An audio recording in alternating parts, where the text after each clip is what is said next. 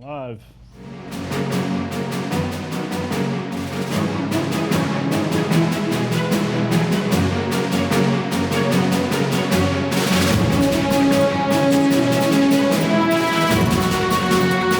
Support comes from the Arizona Inn, a four-diamond, family-owned historic resort hotel and restaurant on Elm Street near the U of A. Information is at arizonainn.com.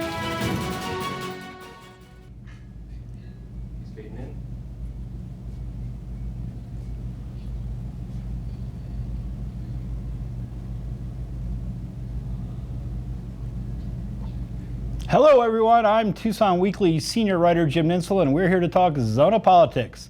Joining me today is Tucson City Councilwoman Regina Romero, who's in her third term representing West Side Ward 1. Councilwoman Romero, thanks for joining us here today on Zona Politics. Thank you for having me. I really appreciate you having me, Jim. Well, the big issue, ballots go out this week on the Prop 101, the half-cent sales tax that you are asking voters to approve for 5 years. Yes. It's supposed to raise $250 million over those 5 years. 60% going to public safety, 40% going to fix our roads, and why should voters vote for this? I think that it's a small investment to see a safe city and good roads in our community. Now, we didn't take, at Mayor and Council, we didn't take our vote, unanimous vote, to put this on the ballot lightly. We have been working as a team for many years, looking at every part of the budget. We are 1,500 less city employees and still delivering same or better service to a larger community. So we looked everywhere to make sure that this was the last resort. And we compared our sales tax rate to Oro Valley and Marana and other cities around us that have a 2.5% sales tax rate already. The city of Tucson is at 2%, and all we're asking for is to come up just to where Marana and Oro Valley are at. That in itself will bring in millions of dollars of investment to our community. The city of Tucson does not tax sales taxes on food. We do not have a residential rental tax like other communities around us and throughout the state do. And if you compare our sales tax overall, we're one of the lowest sales tax rates in Arizona. So in order to see economic development, we need to make sure that we invest in our infrastructure and our roads and in our public safety. Obviously, the roads you've been able to repair some of them with the Prop 409 money from the bond that was approved 5 years ago by voters, but they've fallen into disrepair over a long period of time. Yes. The fire stations, the police stations, the police cars, the fire trucks, this is all stuff that has been a long time in developing in terms of the challenges of replacing them. Why has it reached a point where that stuff has not been taken care of sooner? Because as every city in America, we went through one of the worst recessions since the Great Depression. And to be frank, it's been very hard to be able to come up with additional resources so that we could do infrastructure, capital improvements, and replacing very expensive vehicles for public safety. So we went out in 2014, I believe, was the Proposition 409, which is the general obligation bonds for roads. We thought about doing the same thing, but that's borrowing money. And so we looked at the option of the half-cent sales tax because it's not borrowing money. You're not carrying a mortgage like you do with general obligation bonds. It's a much more responsible way of including additional funds and revenue into the budget. And it was absolutely necessary for the health and safety of our police and firefighters and the health and safety of our citizens. We had to go this route. And let's not forget that the Republican-controlled state legislature has been sweeping both highway user revenue funds and lottery funds that used to fund transit and used to fund our roads and streets. So we've seen millions and millions and millions of dollars taken away from residents of the city of Tucson by the Republican-controlled state legislature. And even though the state legislature has millions of dollars squirreled away, they have not returned those highway user revenue funds. And so we need to find our way. And we need to be able to ask the residents of Tucson if they think it's worth investing. And we came to the conclusion at the mayor and council table that it is. And critics are just going to say, as I'm sure you have heard, you guys should find the money elsewhere in the budget. You just need to be more judicious about how you spend. And I just ask you to respond to that criticism. I would say those people don't know the budget and have not seen what we've done at the mayor and council level for the last 8 years. And so ask any police officer, any firefighter, ask them to tell you where else they can take from their department. There's not much left. We're down to the bone, and we've done everything that we can on money-losing projects. We've restructured golf. We have a management company managing the TCC. We've cut more than 1,400 employees. We've looked everywhere. And this is no way of being able to promote economic development and investment in our community. There's millions of dollars worth of capital improvements that still need to be done. And the most important charter approved departments are police and fire and transportation. And so I would say to those critics that they have not seen all of the work and the good work that the mayor and council and the employees of the city of Tucson have done with the funds that we have. Let's shift topics over to the Trump administration.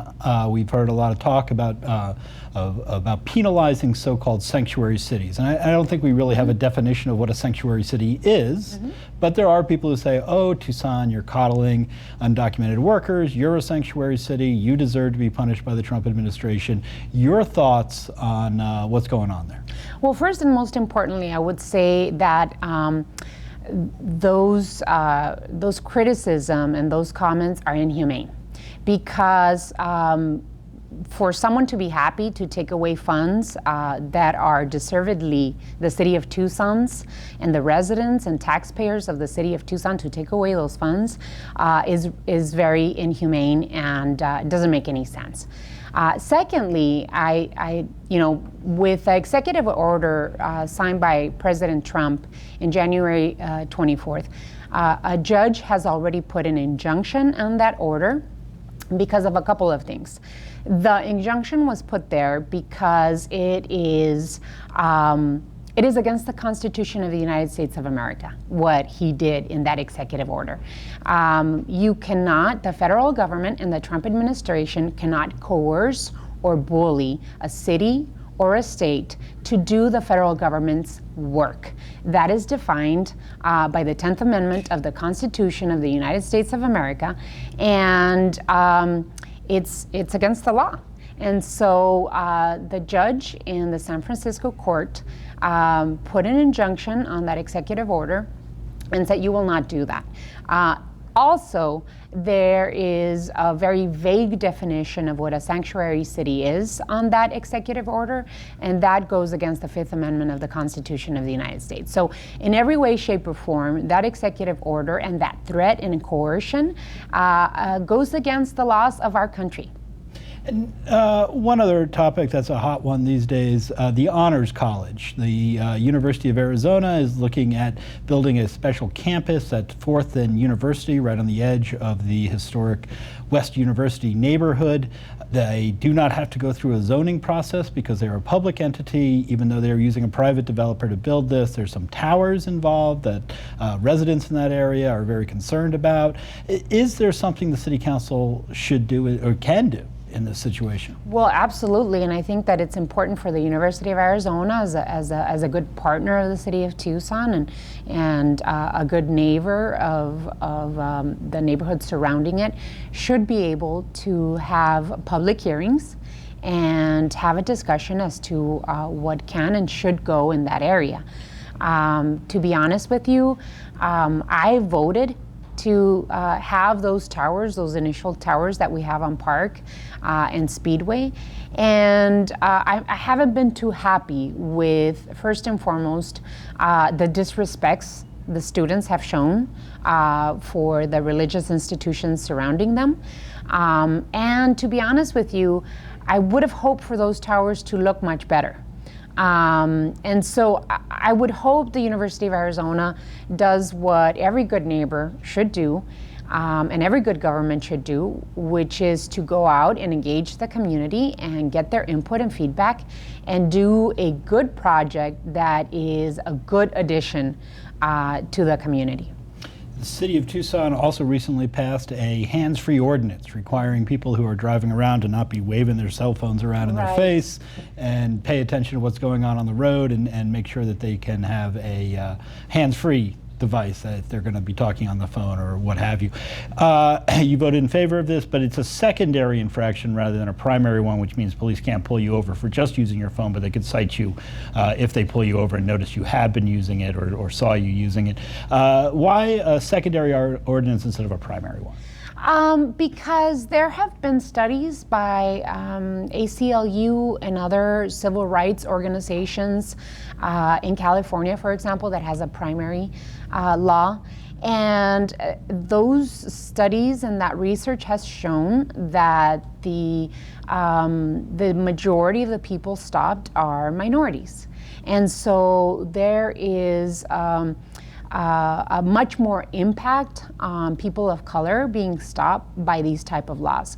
I feel, first and foremost, that it's very important that we stop distracted driving.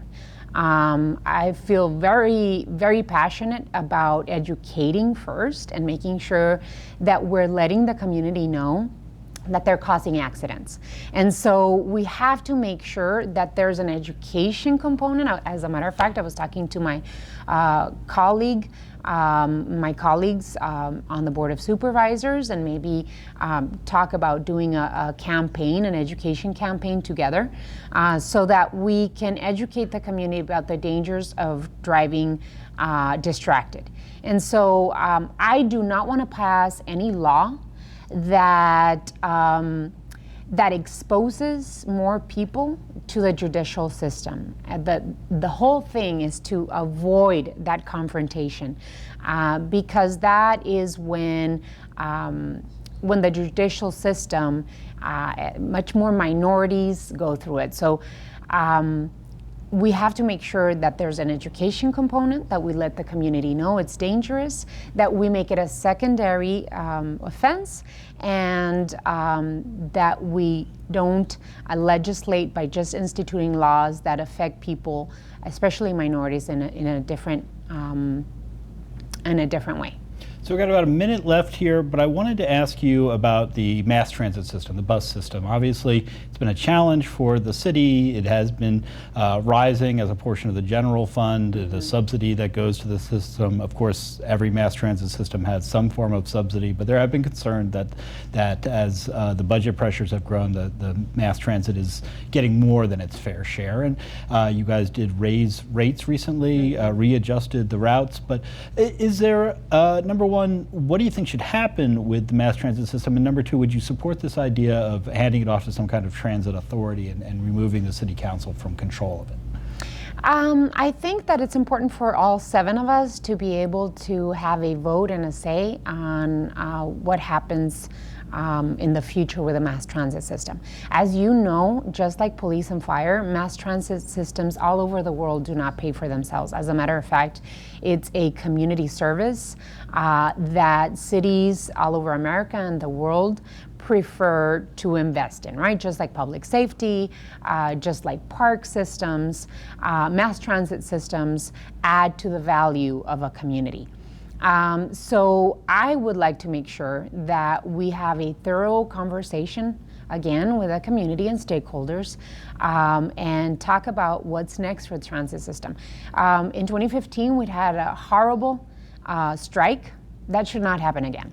And so one of the conversations and the pieces that we have to figure out first is management and operation of the transit system.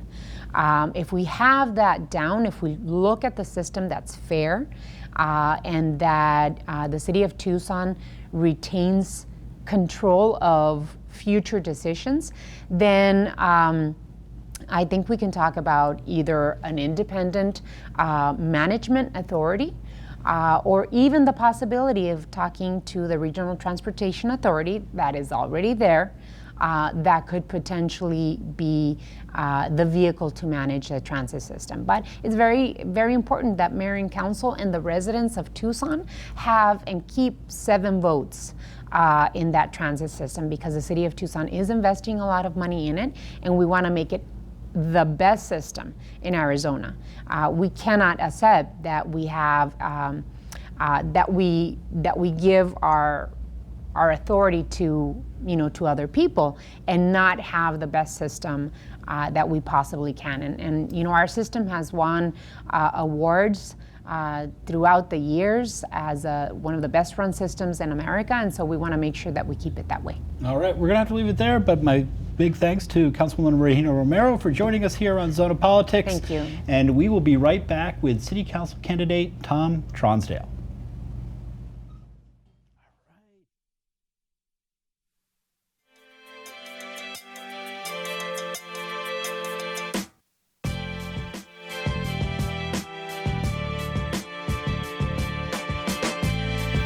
Zona Politics is made possible with the generous support of the Loft Cinema, Tucson's independent movie theater.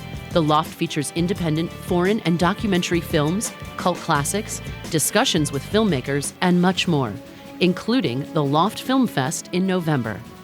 The Loft is located at 3233 East Speedway Boulevard. Showtimes can be found at loftcinema.org. Support for Zona Politics is provided by Hotel Congress in historic downtown Tucson. More information at hotelcongress.com and 622-8848.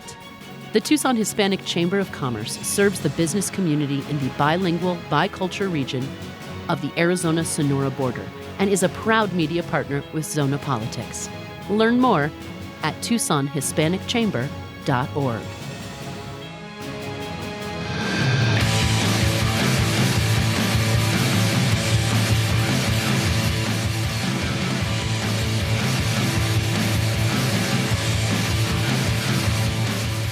All of these young people from the community come together, actually get up and do something. We can do anything! I think we've attracted a lot of people that are super passionate. We're here at the No Ban, No Law protest. If you come out of college, you have this experience, you know how things run, you have a huge leg up. People who have ideas and who are dreamers, you know what I mean, who really want to get themselves out there, I think that they should come here.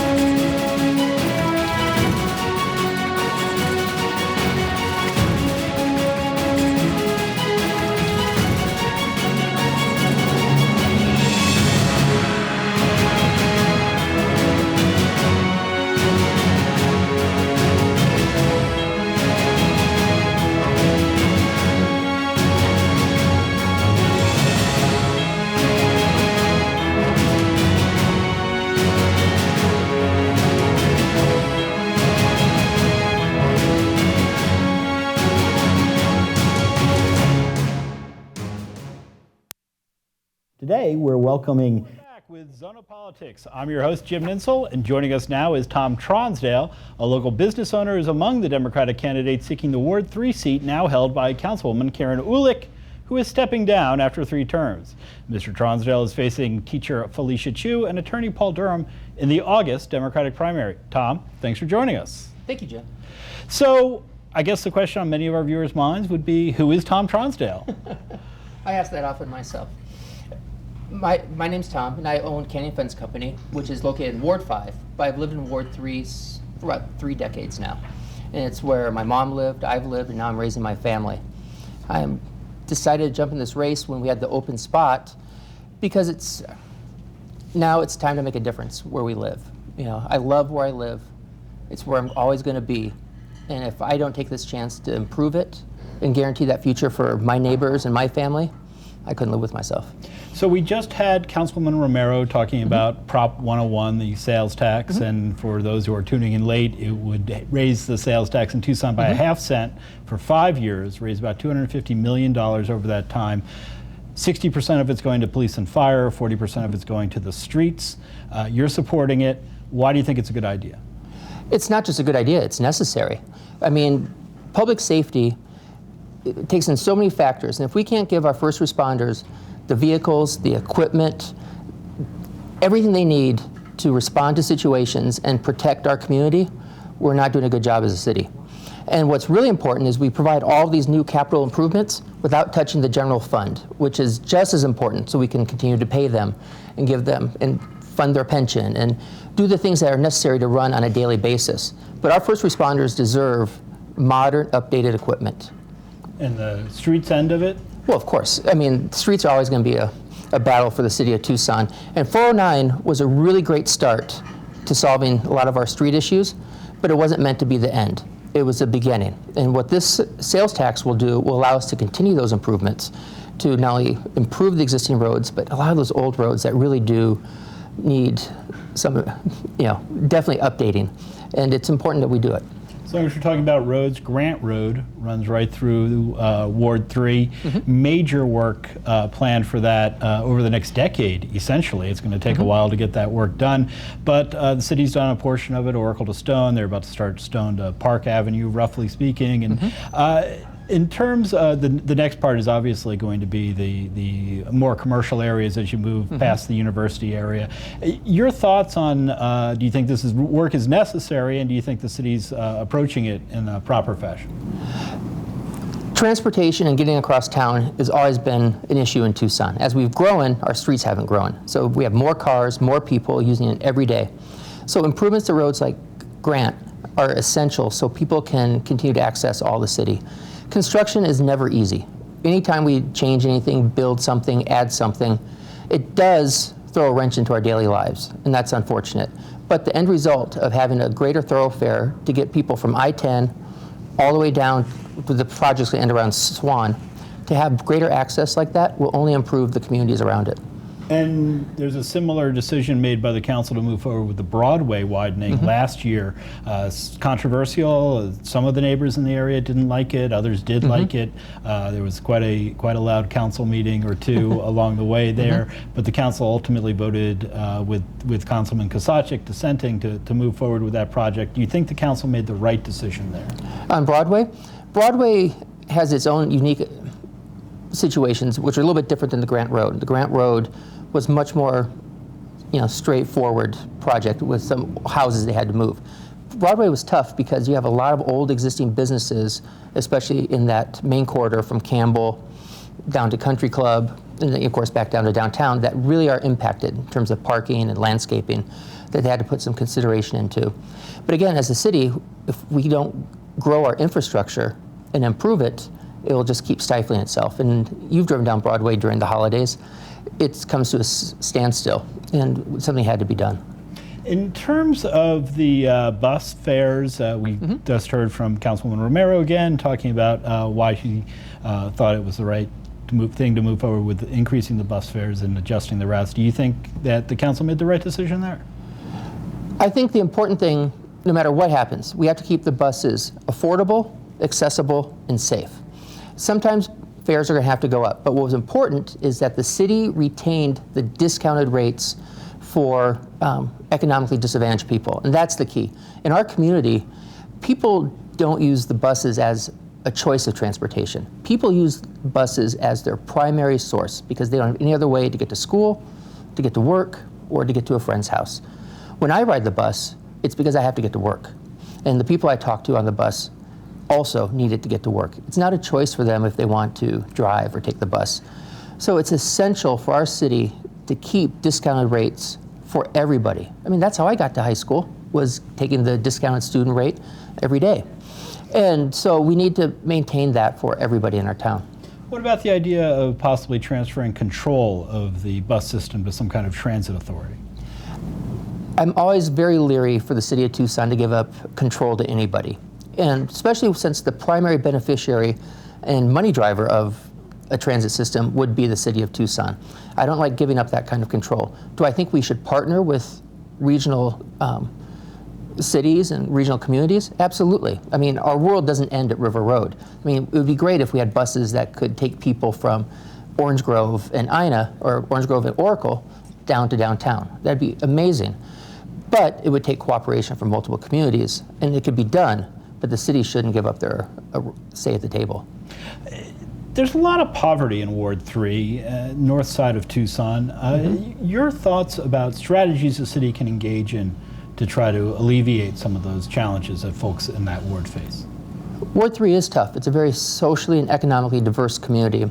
I really learned, my real introduction to the diverseness of the community was when I was on the Prince Road Salvation Army board for many years. And that organization primarily serves the youth of the area around Prince and Stone, Prince and First.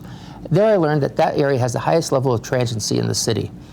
And that's a big deal because people are coming and going, staying here, and then moving on. You don't get that sense of stability, which people then can grow. What the city has to do is find ways to grow the areas within those more disadvantaged communities. I was working with the Oracle Road Improvement Group, and we were looking at different ways to improve different properties on Oracle Road, which would then encourage not only use by the local community, but bring new visitors, new businesses to that area. My business has done work on several of those projects. When Oracle Road called me, they said, we want you to look at this property, and I showed up, and I'm like, oh yeah, we built the fence around it. So I had a pretty good idea of what they were looking for. And we need to work with these communities to drive businesses to where they're uncomfortable or not sure of moving there. You know, we did a nice job on Miracle Mile of kind of bringing in some new areas like the Monterey Court, different things like that. If we can extend that around the corner and encourage, whether through it's the G-Plat or whether it's through zoning, you know, adjusting zoning, whatever we need to do, we need to work with those communities to bring in new business to those areas. But we also have to support the existing businesses. And I think that's where our city is really getting lost sometimes. We do a really good job. Lately, it seems I'm bringing the Caterpillars, the Worldviews, these great new businesses in with wonderful jobs, which are needed. But one of the really neat parts about Ward 3 are the businesses that have been there for 30, 40 years. You know, and those are the businesses I use, whether it's the running store I go to or the restaurant I choose. They've been there through good times and bad times. And it's essential for the city not only to grow existing businesses or bring in new business, but help the existing businesses thrive and grow. And whether it's zoning modifications, allow older buildings to be remodeled, whether it's allowing different tax plans to help existing businesses, I'm not sure. But we have to really support the businesses that are there as well as bring in new businesses. What's on people's mind? You're going around door to door knocking and talking with voters. What's on their minds as you knock on these doors? People are scared. I can honestly say that. In light of all the commotion from the election in November, people really don't know what's going to happen. You know, this social change on the heels of such economic troubles the city has had, and you know, people say, oh, we're coming out of the recession. I can tell you right now, we're not out of that recession. I see, you know, I deal with businesses every day. I know my own business. We're not back to where we were in 2008, in 2007. You know, we're still struggling. We're still trying to get back to where we were or to have that level of success we want. And so that economic challenge on top of the social upheaval really have people scared about their futures, whether it's their health care, whether it's their transportation source, whether it's just, gosh, is my family going to be accepted in this community because of their race or their gender or their sexual orientation. People really are concerned about their neighborhoods and themselves. This is a little bit of an off-the-wall question, but you mentioned earlier you're a runner. Steve Kusacik is a runner. Who would win in a race, you or Steve Kusacik? Well, it depends how long the race is. Steve runs a really long ways, like a long time. He goes kind of slow, but he goes a really long ways. So a sprint, you win. A marathon, he wins. Yeah, I don't think either one of us is very fast, but I think I'd get there before he would. All right, we got a minute left, but I want to ask you make a final appeal here. Explain to the voters why you're the guy to pick in this race. You're up against an attorney named Paul Durham, who has worked in Nina Trasoff, the former city councilwoman's office, and a teacher, Felicia Chu, who's new to politics. Why are you the pick out of those three? I believe, having lived in Ward 3 actually for longer than both of my opponents combined, I have a depth of experience in that neighborhood as a parent, as a citizen, as a business person, that I know I can make a difference. I know because I've been on the boards of my community. I know I've been the Ward 3 representative on the city's Parks and Rec Commission, Small Business Commission. I know my ward. It's where I live, and I need to make it better because the opportunities I had growing up don't exist for everybody right now. And because I know the ward, because I live in there every day, and it's my home, I need to make it better. All right, we're going to leave it there, but thank you for coming down. Tom Tronsdale, Tucson City Council candidate. And that is our show for today. My thanks to our media partners at Tucson Weekly, Tucson Local Media, and Community Radio KXCI 91.3 FM, where a radio edition of Zona Politics airs Sunday afternoons at 5 p.m. My thanks also to the gang here at Creative Tucson who make Zona Politics possible. If you want to check out the show online, you can find us at zonapolitics.com and creativetucson.org. And be sure to follow us on Facebook. I'm Jim Ninsel. Thanks for watching. We'll see you next time. Zona Politics is hosted by Tucson Weekly senior writer Jim Ninsel. The program is produced by Jennifer Powers Murphy and Danny Vinnick and edited by Jim Rundle. Special thanks to KXCI, Tucson Weekly, Brink Creative Digital, and all supporters who provide crucial funding for the program. Learn more about Zona Politics at zonapolitics.com and be sure to follow us on Facebook and Twitter.